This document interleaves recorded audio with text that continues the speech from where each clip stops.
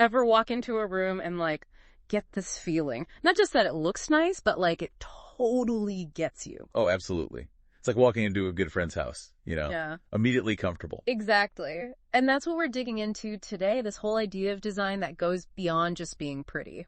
We're doing a deep dive on Avich Interiors Limited. They've got this interview snippet, and let me tell you, it's got my design wheels turning. Oh, yeah, they're not newbies to the scene. Yeah. What struck me was how they talked about their history, not just bragging about years, Yeah.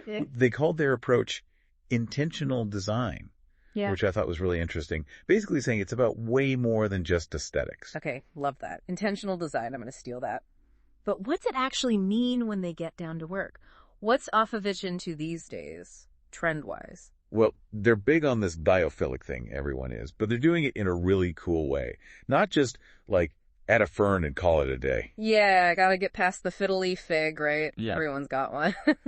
Totally.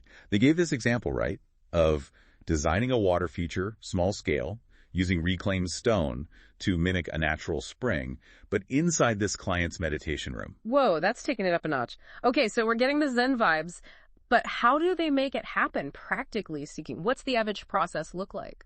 So it starts with their consultations. Yeah. And this is where that intentional design really kicks in. Okay, hit me with it. They don't just like email a questionnaire. They actually go to your place or do a virtual walkthrough if needed. But they want to feel the space. Oh, so it's beyond blueprints. It's about how it actually feels to live there. That's smart. Exactly. They observe how you're using the space, the flow, even the energy, they said. Then they bring in this mood board process, but not the way you'd think. Oh, not just a Pinterest board printed out. Nope.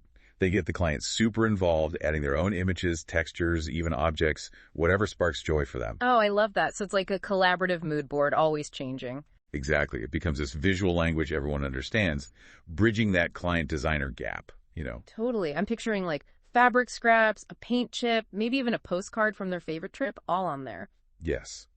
And speaking of important stuff, they're serious about sustainability, like beyond just using sustainable materials. Because everyone claims that now, right? So what are they doing? They gave the example of sourcing bamboo flooring from this family-run farm, but it's all about reforestation, so it's ethical sourcing too. Wow, the detail. Okay, so they're walking the walk, not just talking the talk. This deep dive has been awesome, really insightful. What's a big takeaway for our listeners? It's really stuck with me that design is so much deeper than just what you see, right? It's how we live in these spaces, work in them, how they make us feel. Avich's whole approach makes you think twice about every decision. So true. Next time